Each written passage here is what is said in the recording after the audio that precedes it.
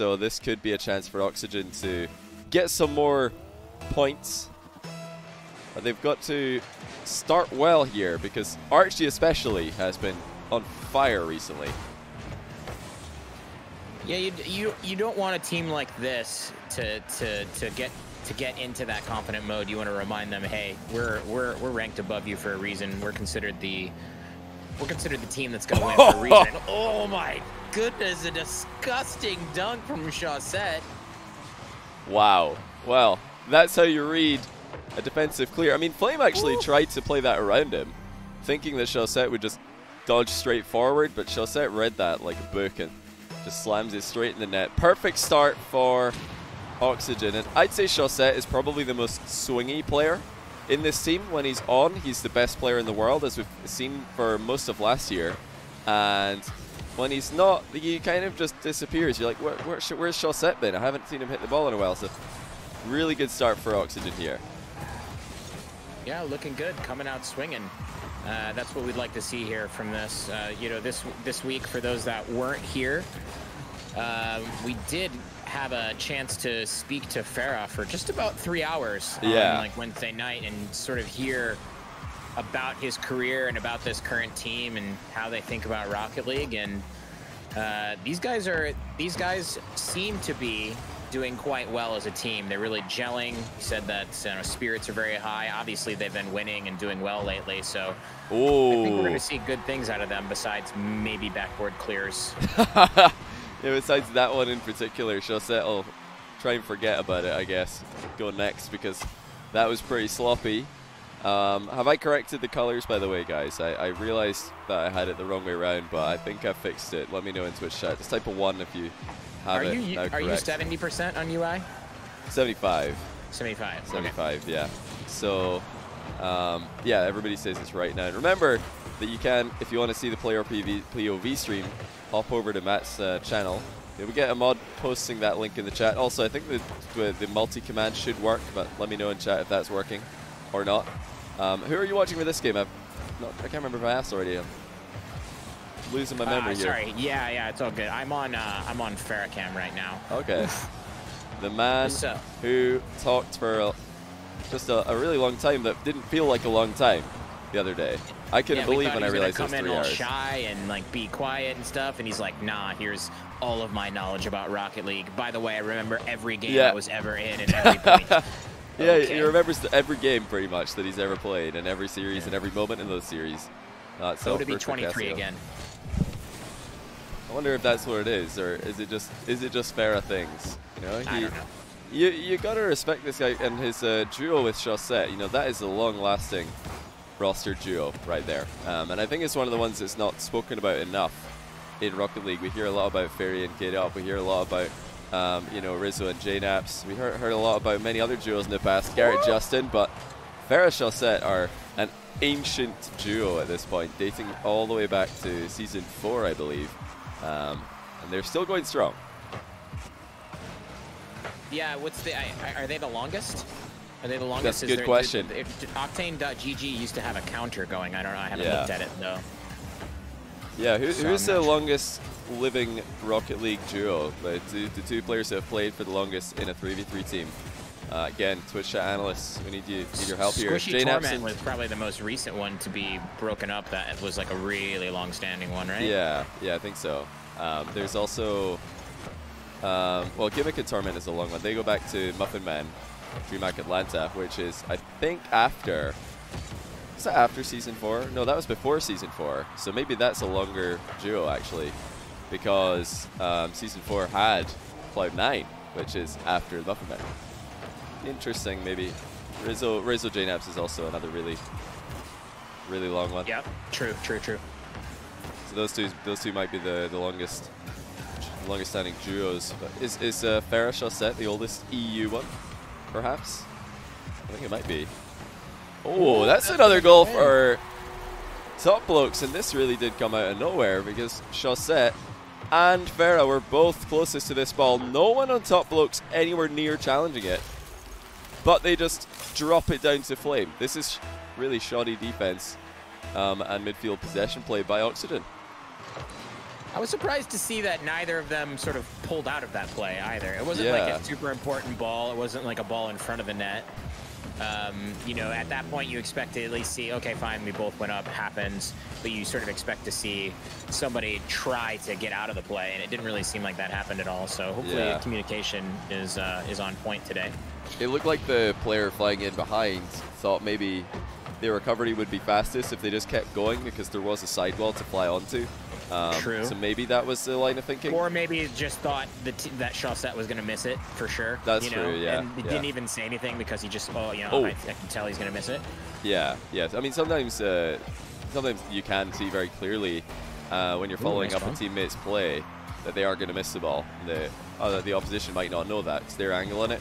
It's a bit more deceptive. It's a bit harder to read from various positions about who's actually hitting the ball in the middle of the air. Yep. This hasn't been a good game overall for Oxygen after such a hot start. They've defended very poorly. We'll see if they can make something happen in the last few seconds here. It doesn't look likely. Oh, not the touch that he wanted there from Farah, unfortunately. But first game going to top Blokes. Absolutely. This is interesting now because top Blokes, they'll be aware that Oxygen didn't really play very well that game. They literally just whiffed the ball. Chaussette missed on the backboard. Astral missed before him as well. It's a double whiff by Oxygen, leading to top Blokes' first goal. And then we had a double commit from Oxygen, leading to the second goal. Neither of those goals were, big outplays by top Blokes.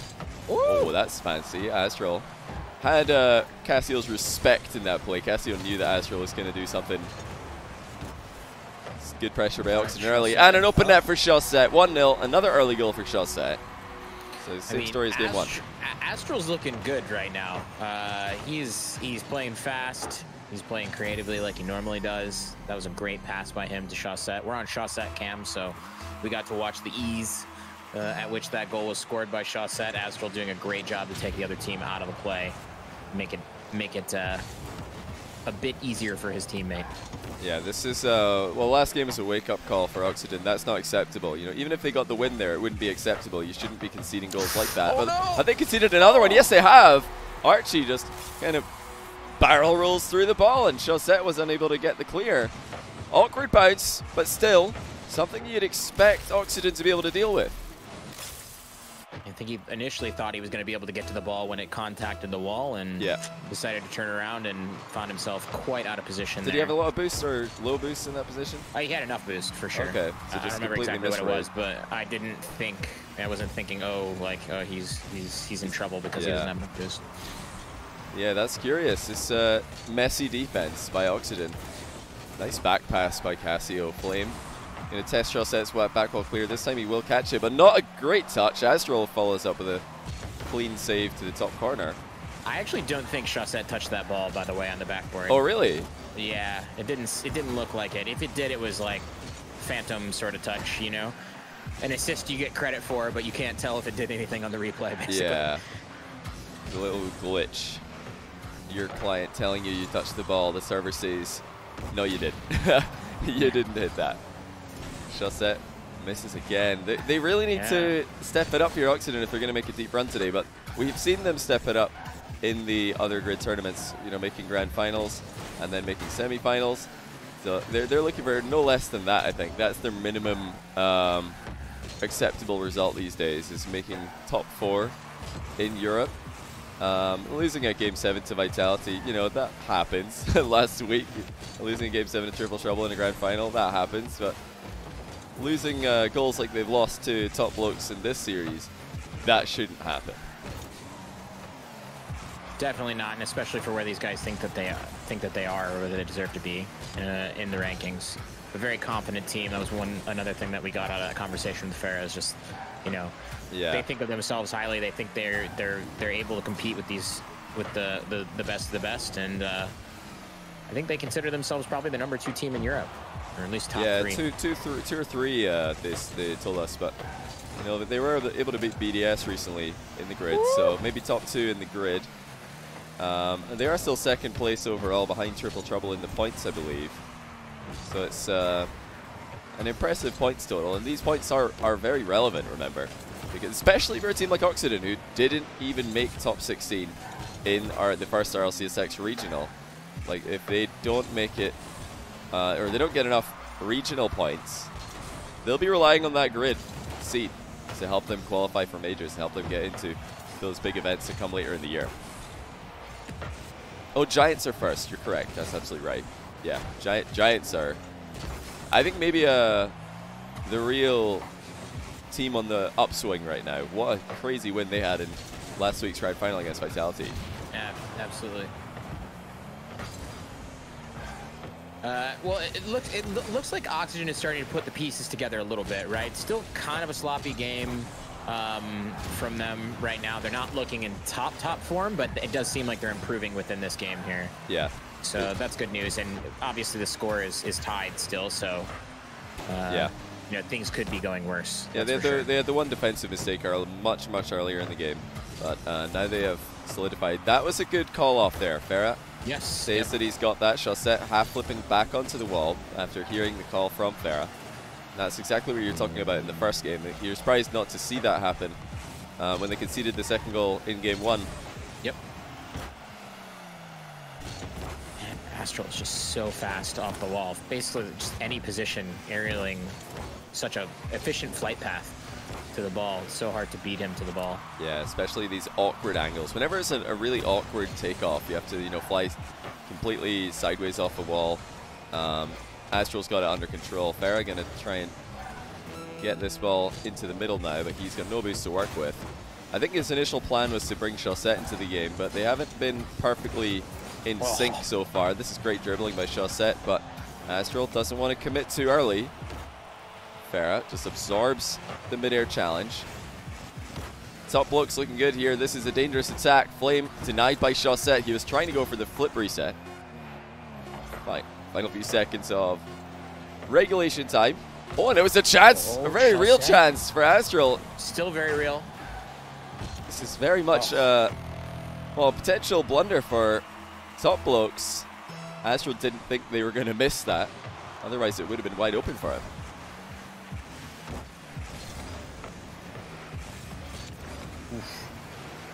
This is a very important game. What a save there by Chaussette, cutting it extremely close. That was a bit nerve-wracking to watch from his camera. That ball could have easily gone in. Yeah, he's done well. And this is a dangerous position again for Top Blokes. Oxygen is trying to keep testing them. Hard hits to the back wall, waiting for something to go wrong in the Top Blokes defense. But Top Blokes, they're used to this. They don't often out-pressure their opponents. They're quite used to playing on the back foot with counter-attacking playstyle. Still scary to have to play goalkeeper for this long against a team like Oxygen. Now here comes Farah, and of course he will place it perfectly in off the post. All eyes were on Astral, just in case he hit this double touch off the corner wall. Oof. Farah with a free shot, puts it in off the left post. Yeah, my money is on that being I'm missing, or a faking call there from Astral. Either that or Farah's view was very clear that he was going to miss that ball, because from what we know of Astral, you usually trust him to make those touches, right? Like you're not usually second guessing him in an aerial play like that. So they really picked it up at the end of this game. That was a necessary elevation in consistency. You can't play as poorly in defense as Oxygen did for the first 6 minutes of this series against Top Blokes, who have really proven to be like not just one of the upcoming teams in this year, but maybe the big surprise team so far this season in EU. That's a nice adaptation by Chaussette. He realized he was getting beaten to the ball, so he just went for the block instead. Oh, actually, yeah, I meant to be on Astral. There we go. Now we're on Astral Cam. Their cars look so similar that I clicked Chaussette, and I was like, yes, all right, Astral Cam, here we go. So it's Astral Cam over in that. Thanks to your great commentary, I figured it out, Johnny. Thank you. Were like, wait a minute, that doesn't make any sense. Exactly. I'm like, Johnny's an idiot. Little did you know. So this is, you know, we've had a couple of discussions recently, you know, in the earlier rounds about the naming habits of players in Rocket League, and one of the ones that comes to mind here that we can't ignore it is Chaussette 45. Now, a lot of players, Cuxer for example, they like to put their birth year in their name, Cuxer 97. So what is going on here with Chaussette? Was he born in 1945, or is there something else going on here? Are you asking me, or is this you're gonna have some sort of explanation for this? I have no explanation. I was like, oh, Johnny knows. Is he a time traveler? I actually don't know. 2045. Okay, right. Well, it could be 2045. He could be a time traveler from the past. It would make a bit more sense because he's got definitely futuristic plays. Yeah, not a rhetorical question. Born on the 45th of March, somebody says. I don't think that's the right answer either. I don't know what it is. I don't know where the 45 comes from. Alpha 54, Chaussette 45, just the real opposites there. It is a big mystery. That's what number sure. would you go for if you had to, put a number in your name? It's always 2 numbers by the looks of things that players will go for. Yeah, I mean, if I'm going with the birth year, it's 84. You guys can do the math on my boomer status there. But besides that, I don't know. I don't find a lot of significance in like the just two numbers specifically. I don't know. Besides like birth year, like I don't know. You could do like there's a lot of people who do like their area code for their phone number or something like that. Yeah. I could go country code. But their full phone number in there, just like the 11 digits.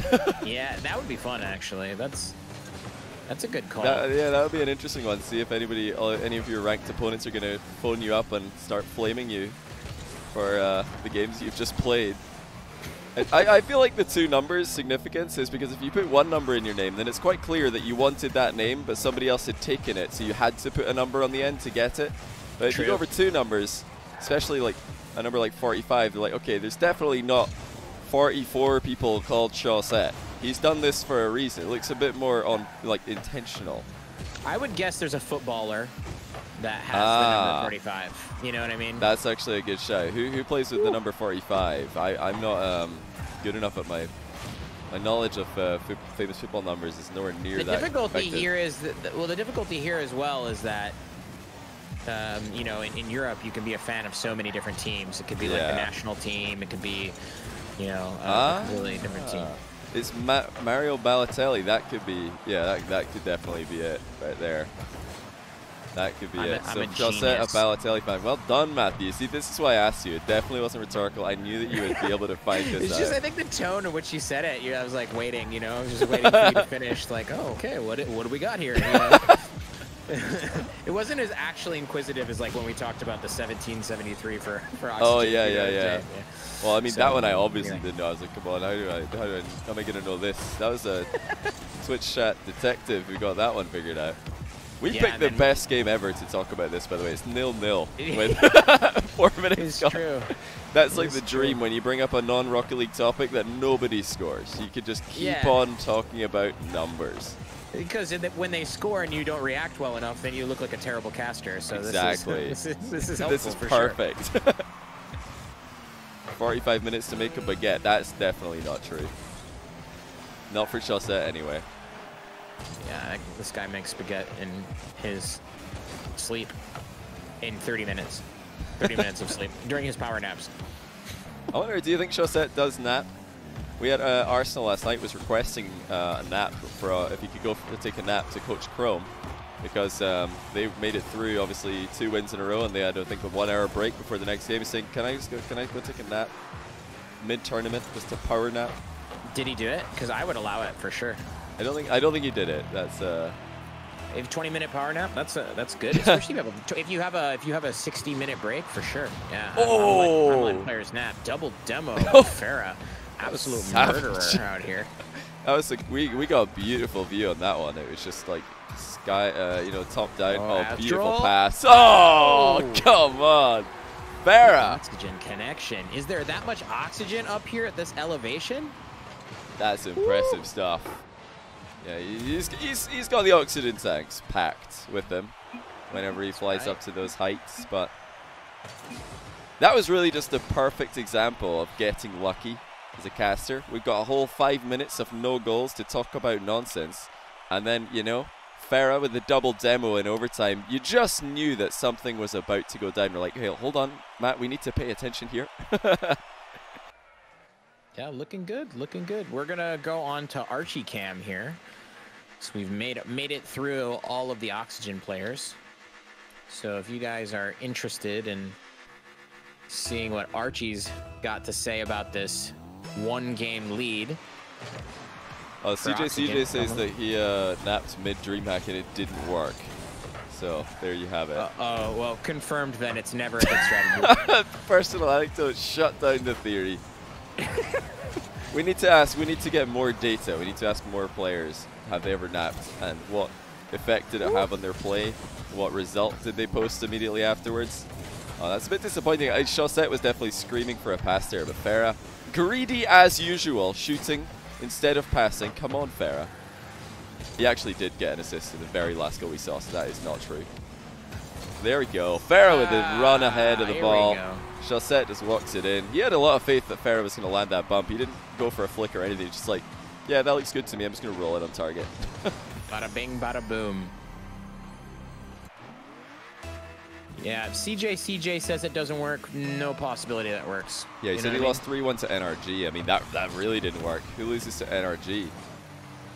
Not Space Station. Not Space Station. The superior mission control in every way. Jacob said he took a nap before hitting his first ever double touch. No, we'll never let that go. I mean, well, actually, I mean, it is documented scientific fact that sleeping after like trying to learn something more quickly develops the neural pathways required for muscle memory. Wow. Like to do something. So it's always a good idea to practice something and then go to sleep or take a nap, and when you wake up, usually you can do it better. So since I only just learned that piece of information right now, are you saying I should go to sleep, and then that'll help me to remember it? Be right back. No, no, that is not what I'm saying. Memory and muscle memory are very different. Yeah, there's a whole other word in there. It's true. It's true. One of them includes muscle. That's something that we gamers just don't really have a whole lot of, but you know. What they got the muscles where they. Have you seen Forky? Forky's yoked, dude. Yeah, Forky is pretty jacked. He is a very large man. I met him in DreamHack Montreal. Lovely guy. Oh, like nice what a shot by Flame! Yeah. That was a banger. You just ripped that one. Perfect placement. Oh, that's actually a hard, like, it's gonna, you know, lack appreciation, I think, but the timing on those shots in particular, when the ball's just rolling at you and you can't catch it half volley, you have to hit it right before a bounce. It's very, very difficult to nail the power on that. It's like, even pro players will totally fluff the power on it and it'll just roll towards the net, but Flame just caught it so cleanly. That was really good stuff. We got a lot more guesses in chat here about Chaussette's number, by the way. Oh man, what have they got? Have they got anything as impressive as this placement from Astral? No. Okay. No. Unlucky. Sorry. Twitch chat just got roasted. Twitch chat is saying that it might be for Pedro Martinez on the Red Sox. Afish11 is saying that because he's number 45 for the Red Sox. What's that? The baseball team. Baseball. And Chaussette has like a Red Sox banner. Wait, really? Yeah. I would never have expected this to be the answer. Chaussette has a Red Sox banner. Do you reckon that's the reason he named it, or is this just like somebody told him about that afterwards, and then he was like, okay, I'm gonna use the banner now.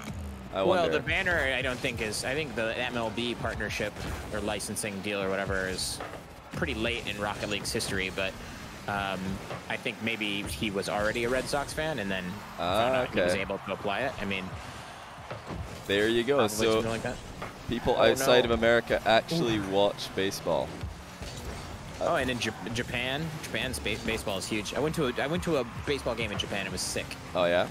Yeah, they had sections where fans like created their own bands, like full on like marching band style. That's cool. And they had their own sections, and they would just like do all these crazy like fun cheers. And were they battling? Were they having like a big war cheer battle? In like a nice way, yeah. Like it's kind of like it certainly wasn't hostile at all, but yeah, it's like Yeah. each team had their section. So it's kind of like Landon, RLCS Season 5. Got like Section 104 or 105, just trying to out-cheer each other. Is it that kind of vibe? Yeah, I'd say so. Maybe not even competitive at all, just associated with one team or the other, you know? Would they, so this is interesting to me because sometimes in the UK, one team will be chanting, or one team's fans will be chanting and cheering, and then the other team will just start chanting and cheering over the top of them and try and be louder and steal the microphone, essentially. Were they being like a bit more, sounds like they were in Japan being a bit more back and forth about it, a bit more diplomatic. I think it was just all posy vibes, if you know what I'm saying. Cool. I think it's just like, I think they try to cheer loudly, but just because they're trying to support their team, as opposed to like it has nothing to do with the other team's cheer section. Yeah, that's honestly something. The reason I'm asking about this, I'm really curious. I'd love to see this in Rocket League LANs in the future when LANs come back. That's the kind of atmosphere that I think gives the best experience for everybody. The fans who are in the venue, fans watching back home, and just like people who happen to be tuning in. If it's just good vibes and everybody just cheering for their own team and having some fun watching great Rocket League, those are like, that's the dream for me. I'm not really a fan of booing. Oh well, no, definitely like funny booing is fine when it's like just kind of like a joke, but it never seems to work for me or for any in-crowd atmosphere that I've been at. Genuine hatred for like a team or a player. It's just like, it's weird, right? It is very weird. You're pretty big on the booze in America, I hear. On the booze? Like alcohol? No. Sorry. That's like, the booing. I was like, well, what do you mean? Sorry, I guess UK does pretty well for itself there too. Yeah, you're not wrong. That definitely is not where I was going with that, but booing, I suppose I should have said. Thanks for clarifying. But, like, listen, there's some good things to be taken from, UK football audiences, but there's definitely not some bad things as well. You don't want to just copy paste the whole thing. You got to be selective with what you take and try and use in a Rocket League setting. True. We got ourselves into Game 5, Johnny. We do. Archie with an amazing strike there, but Farah, an even better save. Yeah, Farah read that. It was really early interception on that pass. It was a fast one. Yeah, it had to be, because it was a quick pass, and the shot was nothing held back either. So, great read by Farah.